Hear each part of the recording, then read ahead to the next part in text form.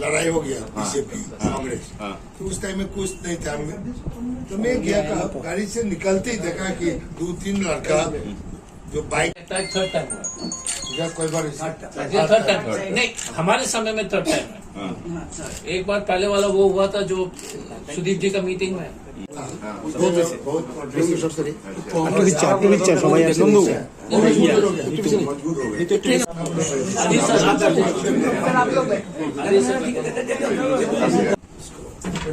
मलानबे में आप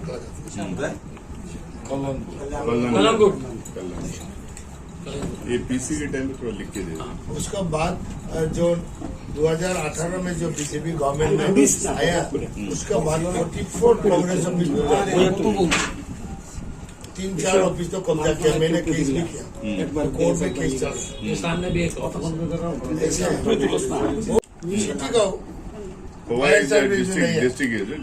district headquarter और आपको बिलुनी প্রকৃতি যদি আমরা ভালো করে লক্ষ্য করি তাহলে দেখব যে ত্রিপুরার মানুষের এই বিজেপির প্রতি মোহভঙ্গ ঘটছে।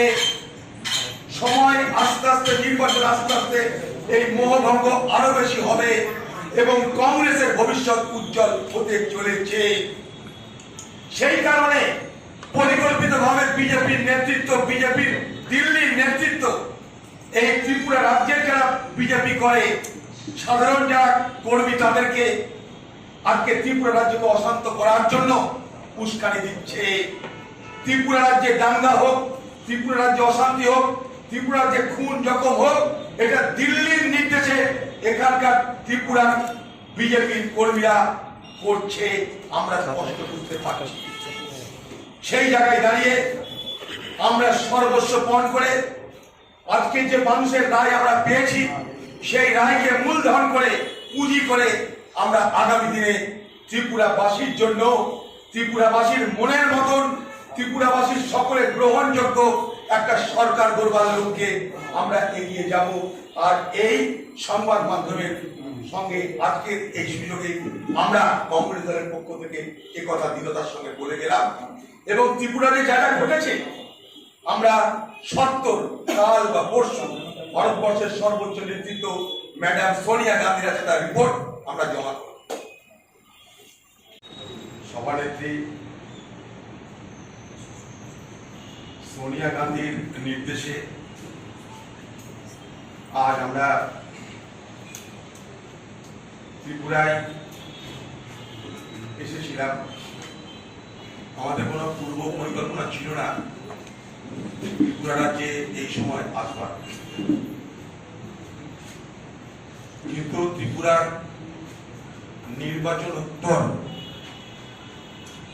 ভয়ঙ্কর হিংসা, রক্তপাত, কংগ্রেসের সদর দপ্তরে হামলা,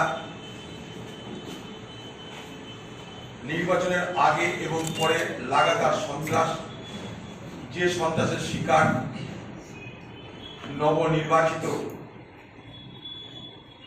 কংগ্রেস দলের বিধায়ক সুদীপ রায় বর্মন, যে সন্ত্রাসের শিকার ত্রিপুরা রাজ্যের প্রদেশ কংগ্রেস সভাপতি বীরজিৎ সিং, যে সন্ত্রাসের শিকার হয়ে মৃত্যুর সঙ্গে পাঞ্জা লড়ছে হাসপাতালে কংগ্রেস দলের কর্মীরা,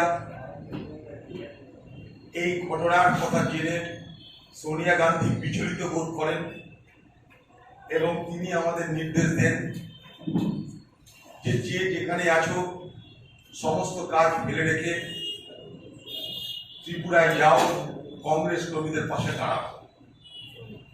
আপনার ত্রিপুরার সাংবাদিক জগতের বন্ধুরা, আপনারা দেখছেন যে নির্বাচন উত্তর আজকের যে ভয়ঙ্কর পরিস্থিতি এ ত্রিপুরা রাজ্যে প্রতিষ্ঠিত হয়েছে। আজকে যেখানে আমাদের প্রেস কনফারেন্স হচ্ছে কংগ্রেস দলের সদর দপ্তর, এটা একটা ঐতিহাসিক ভবন, তারই উল্টো দিকে এখানকার পুলিশের থানা, একটা না দুটো থানা, মহিলাদের থানাও আছে।